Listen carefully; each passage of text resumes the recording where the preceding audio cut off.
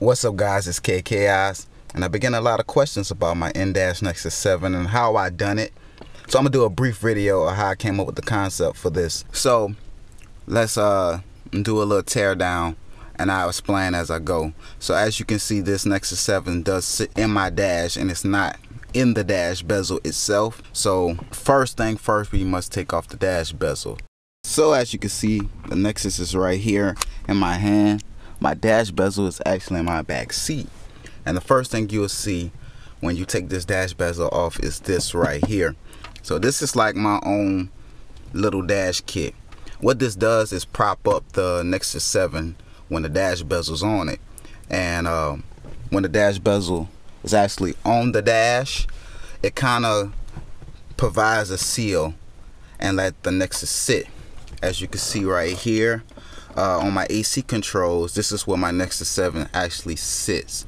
So the Nexus 7 sits right here on this, propped up by this piece of wood, and the dash bezel keeps it in place. And the next thing you will see is this right here. This is a micro USB hardwire charge. I got this off of Amazon. The link will be in the description if you were actually inquired about it. Now, as you can see, I have a lot of wiring down here. This hard wire is actually into this toggle switch. Now, this hard wire can be connected to your accessory. For GM vehicles, it's harder to access the accessory. Like when the key is turned, it's some flaw with the adapters. So this is actually my 12-volt constant, and that's why I have a toggle switch so I can toggle the power on and off. Now, when I do have my Nexus connected, I don't really have to touch it. There's a feature in the Nexus 7 that will allow the screen to stay on when it's actually being charged. You go over to build number and you will click on it like 7 times, and as you can see, it has a little pop-up. It's called developer options. Once you have the pop-up, you can go to developer options and go down to stay awake. Ooh, click the wrong thing. Stay awake right here. The screen will never sleep while charging. And I found out that the screen will go off and time out, but when I flip the toggle switch, it actually comes on. Now this is a 2012 version of the Nexus 7, but this is persistent in every Android. You just have to get to those developer options. And the main part is getting the output from the Nexus 7. Now for me, I have my JVC head unit right here, and I connected through Bluetooth. But I didn't always have it through Bluetooth. I actually had a 3.5 millimeter to male RCAs. The 3.5 millimeter to male RCAs will actually go into the input of the equalizer.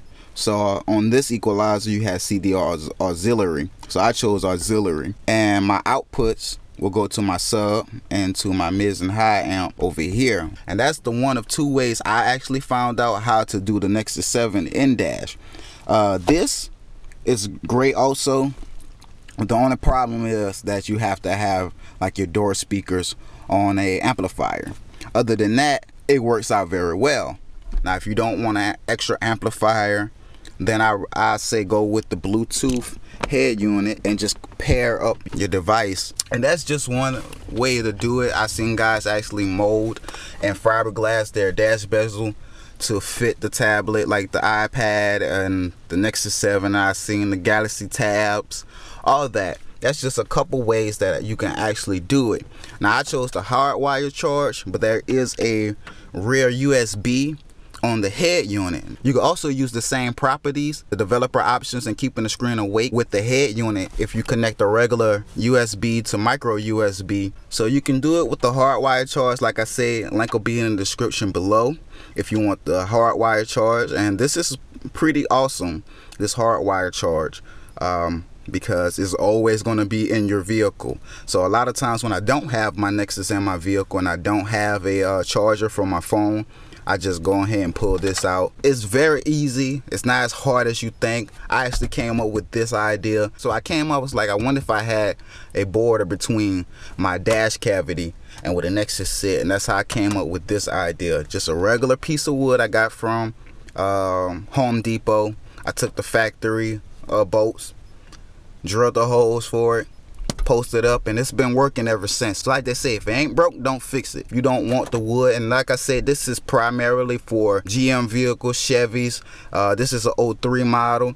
And I know the dash bezels changed around between vehicle variations, but the properties are still kind of the same. Some people have a center console right here. You can just kind of customize your center console. Sit your Nexus right in your center console and still have your regular head unit up here. So, you know, there's many ways you can do it, but this is one way I found out. So if anybody had like a body style like mine, which is like I say a GM 03 Silverado, this is one way you can do it. Don't mind the tape over here if you was looking at that, and don't mind this wiring, because all this will be out for the next build 2015 next year, and I'll start from square one all over again. But I thought I'll just go ahead and make this video for you guys out there who was wondering. I've been saying I was going to get around to make the video, and I still haven't made the video. Well, here it is.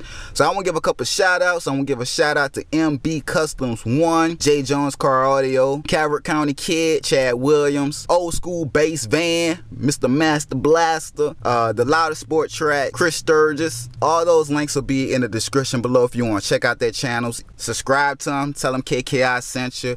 But until next time, guys, you know who it is.